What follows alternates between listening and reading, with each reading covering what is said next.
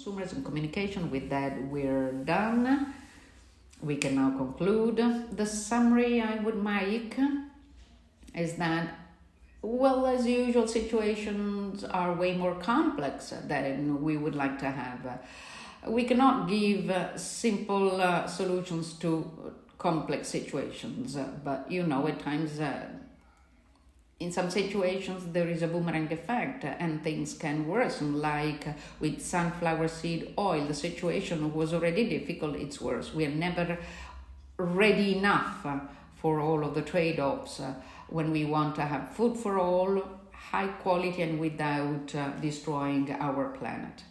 The second important consideration is that we have to study. We cannot affording to not have a rigorous scientific base for drawing conclusions. More often than not, we rely upon scientifically unconfirmed data, and even worse, we make political decisions based upon those positions. So it's up to us to steadily remind policymakers that science helps them make decisions.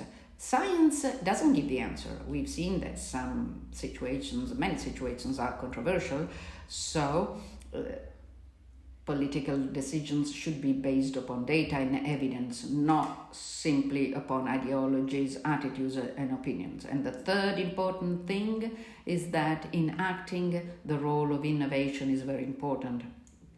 I'm not just talking about technological innovation, but also regulatory innovation. So if we want to achieve a result, we have to change the way in which we produce, consume, and distribute.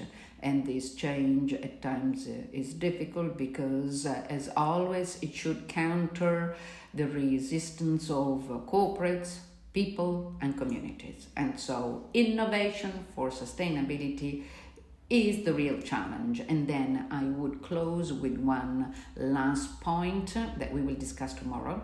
Once we have evidence, once we have certainties, once we have actions, we have to be able to communicate them, because the risk is that people don't understand why certain rules have been approved, why certain solutions have been adopted, because no one has been able to explain them.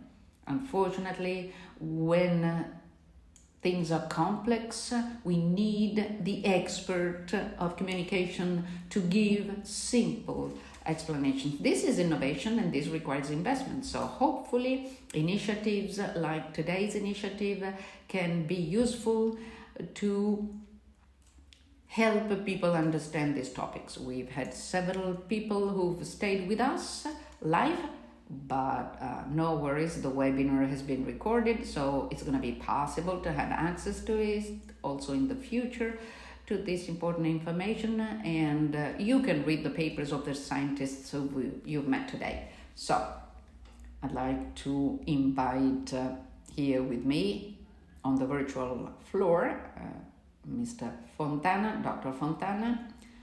So you have 2 minutes to close if you want to add something. I have nothing to add, rather congrats for the excellent coordination and the excellent additions you've made. It wasn't easy.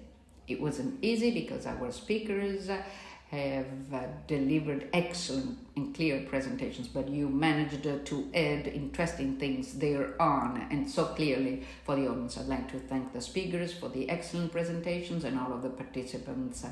So look forward to seeing you tomorrow at 3 p.m. with the second webinar talking about certification, which is of paramount importance, and communication. Thank you all.